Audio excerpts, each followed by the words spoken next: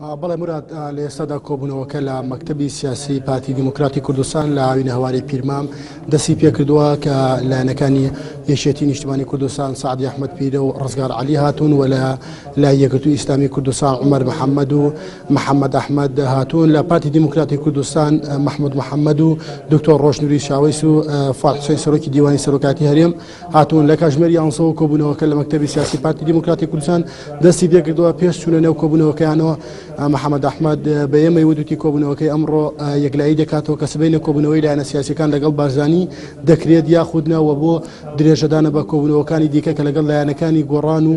کۆمەڵی ئیسلامی کردویانەوە بۆ هاسەنگاندنی ئەو کۆبوونەوانیان بۆ پێشتر ئەنجامیان داوە بەوەی بتوانن ئەو راپۆرتەی کە لە بەردەستیاندایە خود ئەو راپۆرتەی کە داوا کرابوو لە کۆبوونەوەی بارزانی و لایەنەکان ئەمڕۆ گەڵاڵی بکەن و لە کۆبوونەوەی داهاتوودا بیخەنە بەردەم وەتا راپۆرتەکە ئەمڕۆ ئامادە دەکرێت هێرشا و راپۆرتێک کە بڕیار ئامادە بکرێ ئەمڕۆ کۆتایی پێ و ئامادەی دەکەن وە لە کۆبوونەوەی داهاتووی لایەنە سیاسەکان لەگەڵ بارزانی پێشکەش دەکرێت.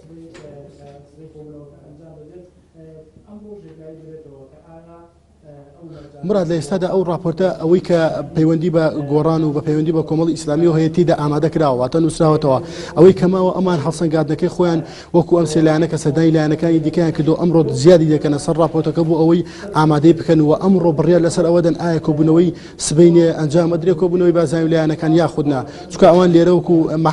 محەممەد ئەحمەد یای دەدەری ئەمینداری یەکگرتوو ئەمەش پێ دیارە ئایا سبەینێ کۆبوونەوەکە ئەنجام ئەدرێ لەگەڵ بارزانی و لایەنەکان یاخودنا ئەمڕۆ بڕیاری لەسەر دەن کە کۆبوونەوەکە ئەنجام بدرێ یاخودنا ئێستا نزیک بە 10 خولەک بۆ 15 خولەک دەبێت کۆبوونەوەکە دەستی پێکردو و هەرسیلایەن لە کۆبوونەوەدان بۆ ئەوەی بتوانن کۆبوونەوەی داهاتوو دیاری بکەن و راپۆرتەکە بە تەواوەتی گەڵاڵە بکەن و وەکو مسۆدەیەک بیخەنە بەردەم کۆبوونەوەی داهاتووی لایەنەکان و بارزانی. بەڵێ هێرش قادرن و چەگانە مەسپاس سێژ بۆ